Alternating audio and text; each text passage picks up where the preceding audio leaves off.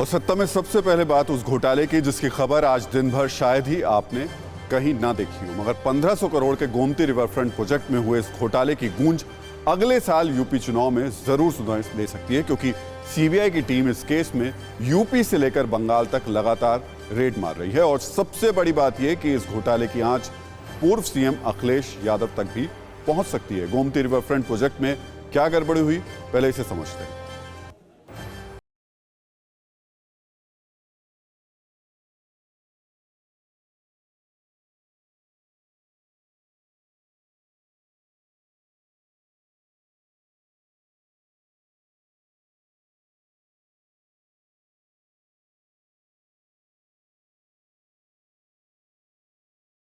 लखनऊ का गोमती रिवरफ्रंट 307 एकड़ में फैला पार्क, जिसे पूर्व सीएम अखिलेश यादव का ड्रीम प्रोजेक्ट बताया गया और इसे पूरा करने के लिए पानी की तरह पैसा भी खर्च किया गया। मगर 2015 में शुरू करीब 1500 करोड़ का यह प्रोजेक्ट 6 साल बाद भी पूरा नहीं हो सका। आरोप है कि गोमती नदी के किनारों को खूबसूरत बनाने का यह हाई प्रोफाइल प्रोजेक्ट घोटाले की भेंट चढ़ गया।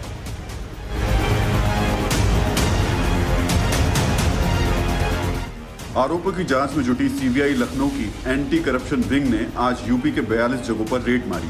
साथ ही बंगाल और राजस्थान में भी कई ठिकानों पर छापेमारी की, जिसमें इस प्रोजेक्ट से जुड़े कई बड़े इंजीनियर भी शामिल हैं।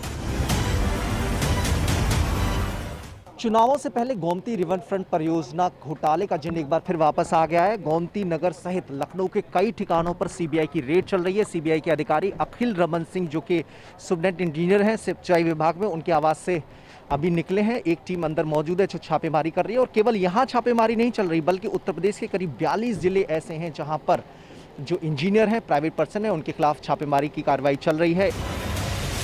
आपको बता दें कि लखनऊ में गोमती रिवरफ्रंट प्रोजेक्ट का शिलान्यास 2015 में हुआ था। अखिलेश सरकार ने प्रोजेक्ट के लिए 1513 करोड़ रुपए मंजूर किए थे, मगर 1437 करोड़ जारी होने के बाद सिर्फ 60% ही काम पूरा हुआ। 95% बजट जारी होने के बावजूद अभी भी 40% काम अधूरा है। यानी जिस प्रोजेक्ट को अखिलेश के शासनकाल में ही पूरा हो जाने का दावा किया गया था, वो 6 साल बाद भी करीब अधूरा ही पड़ा है। ये आपको दिखाना चाहूँगा गोमती रिवर फ्रंट है, जिसमें सौंदर्यीकरण के अलावा तमाम और इस जो योजनाएं थी वो बनाई गई थी, जिसमें फाउंटेन से लेकर के लेजर लाइट शो से लेकर के तमाम चीज़ें थी। इसमें एक बड़ी अनियमितता भी थी, जिसको लेकर के एफआईआर दर्ज की गई थी। और आज की अगर बात की जाए तो उत्तर प्रदेश के अलावा राजस्थान, पश्चिम बंगाल में लगभग 40 जगह एक साथ छापेमारी हो रही है।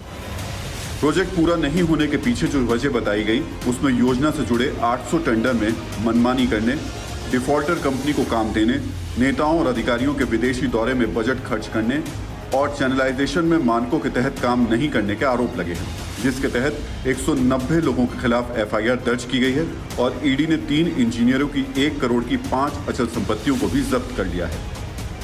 और अब इस घोटाले के दाग पूर्व सीएम अखिलेश यादव, उनके चाचा और यूपी के पूर्व सिंचाई मंत्री शिवपाल यादव के साथ समाजवादी पार्टी के कई दूसरे नेताओं पर भी पड़ सकते हैं। ऐसा इसलिए कहा जा रहा है क्योंकि 2015 में इस प्रोजेक्ट की लॉन्चिंग के दौरान शिवपाल यादव सूबे के सिंचाई मंत्री थे, जबकि बाद में अखिलेश यादव ने यह विभाग अपने पास रख लिया था।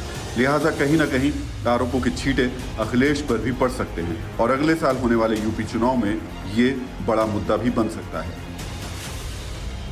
लखनऊ से उमेश पाठक, TV9 भारतवर्ष। अमूमन जैसे हर घोटाले के सामने आने या कार्रवाई होने पर होता है, वैसे ही आज इस मामले पर भी हुआ। राजनीतिक पार्टियों ने एक दूसरे पर आरोप लगाने की अपनी सियासी परंपरा को बखूबी निभाया। सुन लीजिए। ये जो रिवरफ्रंट का घोटाला हुआ है, गोमती रिवरफ्रंट का घोटाला हुआ है, वो आज साफ करता है कि समाजवादी पार्टी का चाल चरित्र और चेहरा क्या है।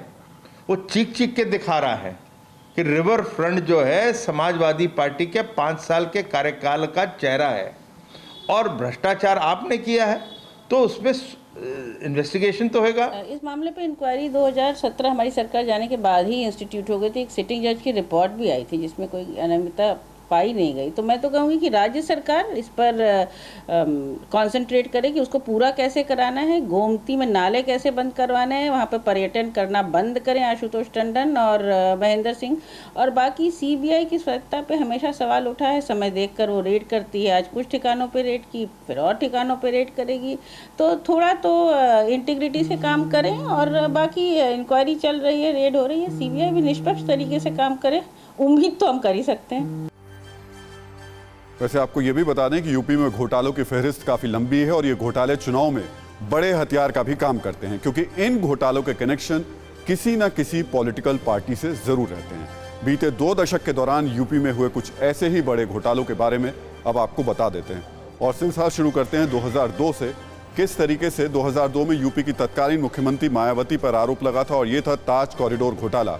ताजमहल की खूबसूरती बढ़ाने के नाम पर 175 करोड़ रुपए का ये घोटाला सामने आया था। पर्यावरण मंत्रालय की मंजूरी बिना सरकारी खजाने से 17 करोड़ रुपए जारी कर दिए गए थे। 2002 में इस काफी बवाल मचा था इसको लेकर के। 2007 में NHRM घोटाला आया था। भारत सरकार के स्वास्थ्य मंत्रालय की ये योजना थी, ग्रामीण इलाकों में हेल्थ सर्विस और सस्ती दवाइयां पहुंचाना था। मायावती के कार्यकाल में 800 करोड़ रुपए का इसमें घोटाले का आरोप है, 8000 करोड़ माफ कीजिएगा। और इस सब के बीच में स्मारक बनवाने को लेकर के एक स्मारक घोटाला भी हुआ था, जिसमें 1400 करोड़ रुपए के घोटाले के आरोप लगे थे। 1 जनवरी 2014 को गोमती नगर थाने में इस पर FIR दर्ज कराई गई थी। बीएसपी के 2 मंत्री और 17 इंजीनियर इसमें नामजद किए गए थे। इसी तरीके से राशन घोटाला 2018 में सामने आया था, जिसमें गरीबों के करोड़ों रुपए राशन का ब्लैक मार्केट में बेच दिया गया, और उत्तर प्रदेश में 450 से ज्यादा इस मामले में FIR दर्ज कराई गई, यानी जो गरीबों का राशन था उसको ब्लैक मार्केट में बेचा गया। फिक्र आपकी, सोमवार से शुक्रवार रात 9 बजे सिर्फ TV9 भारतवर्ष पर।